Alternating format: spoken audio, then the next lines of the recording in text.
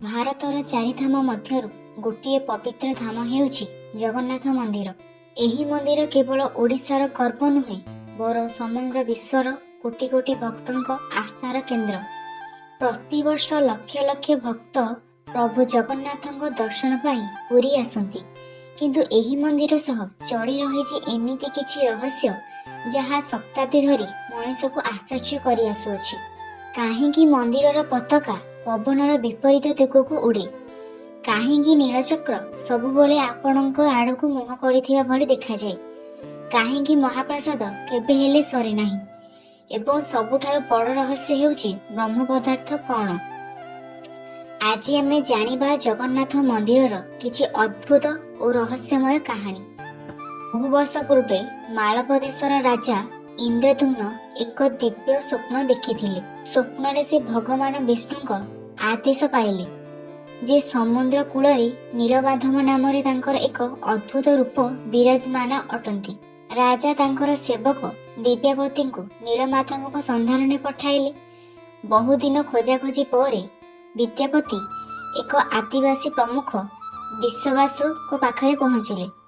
ବିଶ୍ୱାବସୁ ଗୁପ୍ତ ଭାବରେ ନୀଳମାଧବଙ୍କୁ ପୂଜା କରୁଥିଲେ। ଯେତେବେଳେ ରାଜା ସେଠାରେ ପହଞ୍ଚିଲେ, ନୀଳମାଧବ ଅନ୍ତର୍ଦ୍ଧାନ ହୋଇଗଲେ। ରାଜା ଦୁଃଖରେ ଭାଙ୍ଗି ପଡ଼ିଲେ। ସେହି ସମୟରେ ଆକାଶବାଣୀ ହେଲା, ସମୁଦ୍ରରୁ ଏକ ଦିବ୍ୟ ଦାରୁ ଭାସି ଆସିବ, ସେହି ଦାରୁରୁ ମୋର ମୂର୍ତ୍ତି ନିର୍ମାଣ କର। କିଛି ଦିନ ପରେ ସମୁଦ୍ରରୁ ଏକ ଅଦ୍ଭୁତ କାଠ ଭାସି ଆସିଲା। ସେହି କାଠକୁ ଦାରୁବ୍ରହ୍ମ ବୋଲି କୁହାଯାଏ। ଏହି ଦାରୁରୁ ଜଗନ୍ନାଥ, ବଳଭଦ୍ର ଓ ସୁଭଦ୍ରାଙ୍କ ବିଗ୍ରହ ତିଆରି ହେଲା। ଆଜି ମଧ୍ୟ ଏହି କାହାଣୀ ଭକ୍ତମାନଙ୍କ ପାଇଁ ଏକ ଅଲୌକିକ ରହସ୍ୟ। ବିଗ୍ରହ ତିଆରି କରିବା ପାଇଁ ଏକ ବୃଦ୍ଧ କାରିଗର ଆସିଲେ। କୁହାଯାଏ ସେ ସ୍ୱୟଂ ଭଗବାନ ବିଶ୍ୱକର୍ମା ଥିଲେ। ସେ ଏକ ସର୍ତ୍ତ ରଖିଥିଲେ, ମୁଁ ଏକ ବନ୍ଦ କୋଠରୀ ଭିତରେ କାମ କରିବି। 21 ଦିନ ପର୍ଯ୍ୟନ୍ତ କେହି ଦ୍ୱାର ଖୋଲିବେ ନାହିଁ। ରାଜା ରାଜି ହେଲେ। କିଛି ଦିନ ପରେ କୋଠରୀ ଭିତରୁ କୌଣସି ଶବ୍ଦ ଆସିଲା ନାହିଁ। ବୃଦ୍ଧ କାରିଗର ହୁଏତ ମରିଯାଇଛନ୍ତି। ସେ ରାଜାଙ୍କୁ ଦ୍ୱାର ଖୋଲିବା ପାଇଁ ବାଧ୍ୟ କଲେ। ଦ୍ୱାର ଖୋଲିବା ମାତ୍ରେ କାରିଗର ଅନ୍ତର୍ଦ୍ଧାନ ହୋଇଗଲେ, ଆଉ ମୂର୍ତ୍ତି ଗୁଡ଼ିକ ଅଧା ତିଆରି ଅବସ୍ଥାରେ ରହିଗଲା। ସେଥିପାଇଁ ଆଜି ମଧ୍ୟ ଜଗନ୍ନାଥ, ବଳଭଦ୍ର ଓ ସୁଭଦ୍ରାଙ୍କ ହାତ ଓ ପାଦ ସମ୍ପୂର୍ଣ୍ଣ ନୁହେଁ। ଭକ୍ତମାନେ ମାନନ୍ତି ଏହା ଈଶ୍ୱରଙ୍କ ଇଚ୍ଛା ଥିଲା। ନୀଳଚକ୍ର ମନ୍ଦିରର ଶିଖର ଉପରେ ଅବସ୍ଥିତ। ଏହା ଅଷ୍ଟଧାତୁରେ ନିର୍ମିତ। ଓଜନ ପ୍ରାୟ 1 ଟନ୍ରୁ ଅଧିକ ହେବ ବୋଲି କୁହାଯାଏ। ସବୁଠାରୁ ଆଶ୍ଚର୍ଯ୍ୟ କଥା, ଆପଣ ପୁରୀର ଯେଉଁଠାରେ ଠିଆ ହୋଇ ନୀଳଚକ୍ରକୁ ଦେଖିବେ, ଆପଣଙ୍କୁ ଲାଗିବ ଏହା ଆପଣଙ୍କ ଆଡ଼କୁ ମୁହଁ କରିଛି। ବୈଜ୍ଞାନିକମାନେ ଏହାକୁ ଦୃଷ୍ଟିଭ୍ରମ ବୋଲି କୁହନ୍ତି, କିନ୍ତୁ ଭକ୍ତମାନେ ଏହାକୁ ପ୍ରଭୁଙ୍କ କୃପା ବୋଲି ମାନନ୍ତି। ପ୍ରତିଦିନ ମନ୍ଦିରର ଶିଖର ଉପରେ ନୂଆ ପତାକା ବନ୍ଧାଯାଏ।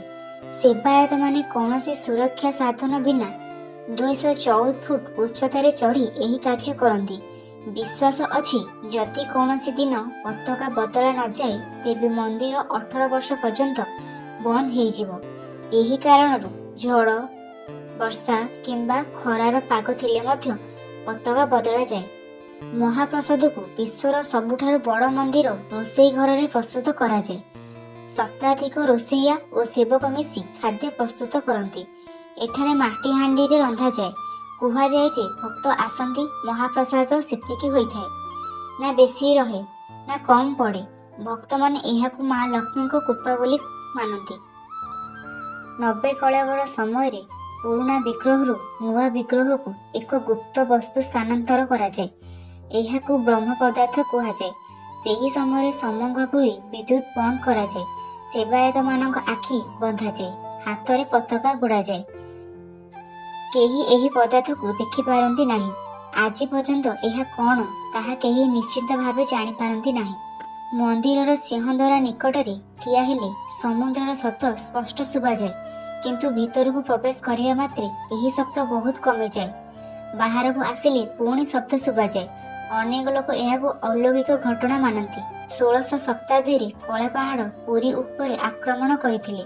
ସେ ଜଗନ୍ନାଥ ମନ୍ଦିରକୁ ଧ୍ୱଂସ କରିବାକୁ ଚାହୁଁଥିଲେ, କିନ୍ତୁ ସେବକମାନେ ଆଗରୁ ମହାପ୍ରଭୁଙ୍କ ବିଗ୍ରହକୁ ସୁରକ୍ଷିତ ସ୍ଥାନକୁ ନେଇଯାଇଥିଲେ। ପରେ ପୁଣି ବିଗ୍ରହ ପୁରୀକୁ ଫେରିଥିଲା। ଏହି ଘଟଣା ଜଗନ୍ନାଥ ସଂସ୍କୃତିର ଏକ ବଡ଼ ଅଧ୍ୟାୟ। ଭିଡ଼ିଓଟି ଭଲ ଲାଗିଥିଲେ ଲାଇକ୍, ସେୟାର ଏବଂ ସବସ୍କ୍ରାଇବ୍ କରନ୍ତୁ।